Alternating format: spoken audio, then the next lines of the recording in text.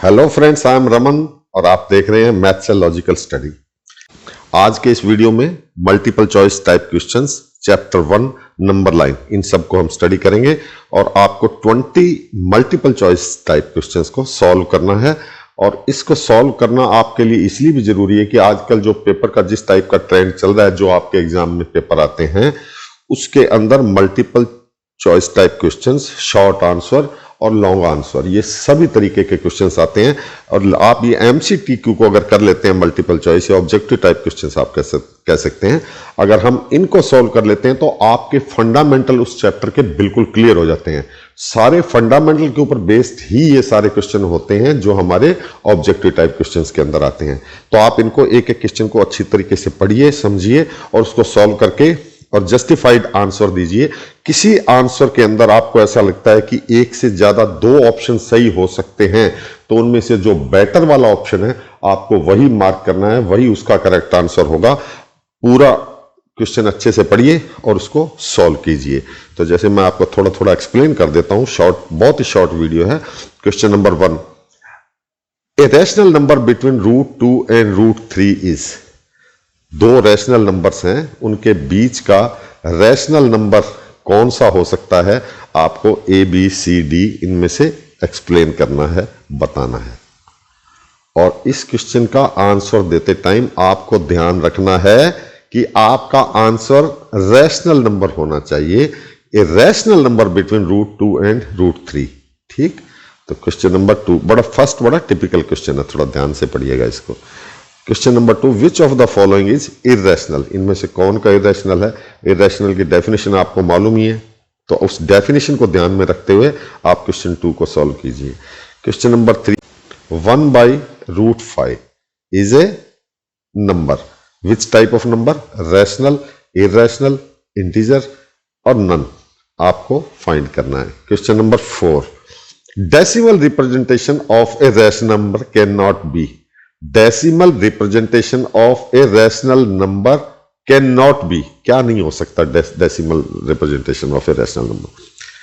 Terminating, non terminating, non terminating and repeating, non terminating, non repeating. Definition से ही आपको पता चल जाएगा कि रैशनल नंबर की डेफिनेशन क्या होती है, तो उससे आपको ये पता चल जाएगा कि इसका आंसर कौन सा है। Which of the following is irrational. Question number 5 है, which of the following is irrational. Irrational के अंदर आपको पता है कि डेसिमल के बाद में non terminating, non repeating numbers आते हैं, तो उसके बेस के ऊपर आप क्वेश्चन नंबर 5 को कर सकते हैं कि कौन सा इर्रेशनल नंबर है।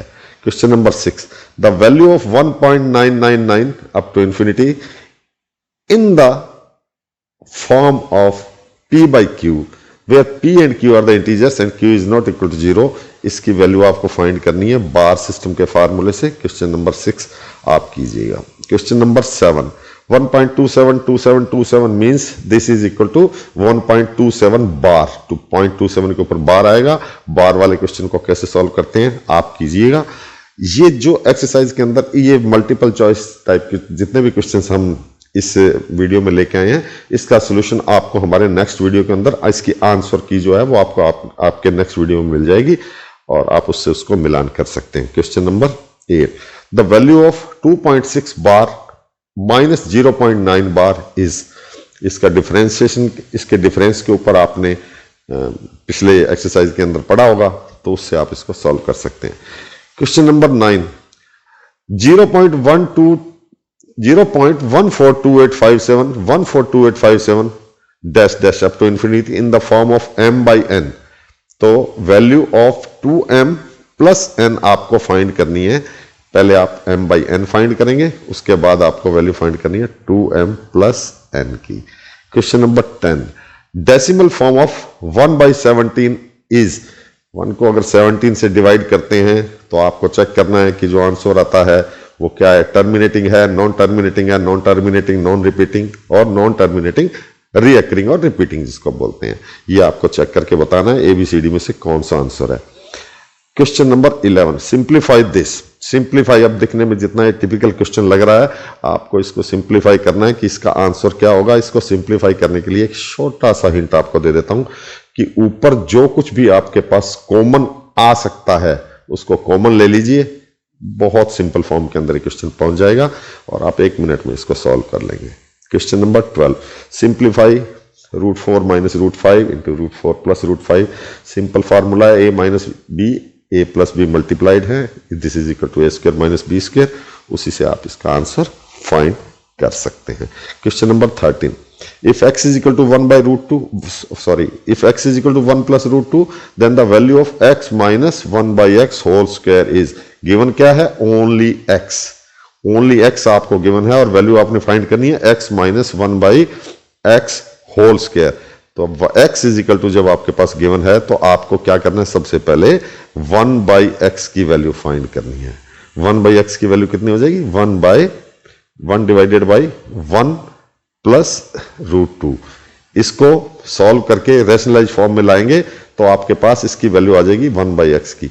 तो x और 1/x दोनों की वैल्यू फाइंड करके इसमें आप पुट कर देंगे तो आपको आंसर मिल जाएगा। Question number 14, after rationalization 1/√5 + √3 is equal to, आपको सॉल्व करना है, इसके कॉन्जुगेट से मल्टीप्लाई करना है। √5 + √3 का कॉन्जुगेट क्या होता है आपको पता होना चाहिए। नहीं पता तो पिछला वीडियो जाइए, उसको देखिए, पढ़िए, समझिए, तो आपको उसका आंसर मालूम हो जाएगा। Question number 15, if √5 is equal to 2.2361 then square root of √5 - 1 divided by √5 + 1 is equal to. Solve कीजिए, ब्रैकेट को ओपन करके सॉल्व कीजिए और वैल्यू पुट करेंगे तो आपके पास इसका आंसर आ जाएगा। सिंपल क्वेश्चन है। क्वेश्चन नंबर 16, 1/4 पावर, ये देखिए आप रेडिकल के अंदर अगर 4 लिखा होता है तो उसके अंदर जितनी भी वैल्यू है उस सब की पावर 1/4 होती है। उसके बाद रेडिकल के अंदर 2 लिखा हुआ तो इट मींस इसकी पावर होती है 1/2। तो आपको ऐसे क्वेश्चंस के अंदर ब्रैकेट्स खोलने स्टार्ट कर देने हैं आउटर साइड से। आप चाहे इनर साइड से भी शुरू कर सकते हैं, लेकिन आप आउटर साइड से ब्रैकेट्स ओपन करने शुरू कर देंगे तो आपको इसका आंसर मिल जाएगा। जैसे फर्स्ट वाला रेडिकल साइन जो आपका है, ये मैं यहां लिख रहा हूं, इस 4 को अगर आप हटाएंगे तो आप इसको ये से भी लिख सकते हैं, जो बीच का बचा हुआ क्वेश्चन है ये इस सब की पावर 1/4। तो वो रेडिकल का साइन हटाते ही पावर 1/4 आ जाएगी। फिर अगला रेडिकल साइन उठाएंगे तो उससे 1/2 से और मल्टीप्लाई हो जाएगी। फिर आप सॉल्व कर सकते हैं इसको। Question number 17, 1/8 root of 81 power -2। Solve कीजिए। Question number 18, 2⁴x is equal to 16 square then x is equal to. करना क्या है? लेफ्ट साइड में आपके 2 की पावर दे रखी है 4x, राइट साइड में 16 की पावर 2 है। राइट साइड में भी जो 16 है उसको 2 की पावर में कन्वर्ट कर दीजिए। दोनों साइड में जब बेस सेम हो जाएगा तो एक्सपोनेंट्स भी इक्वल माने जाते हैं, उससे इसका आंसर आपको मिल जाएगा। Question number 19, the value of 7 power 15 into 7 power 20। बहुत सिंपल है।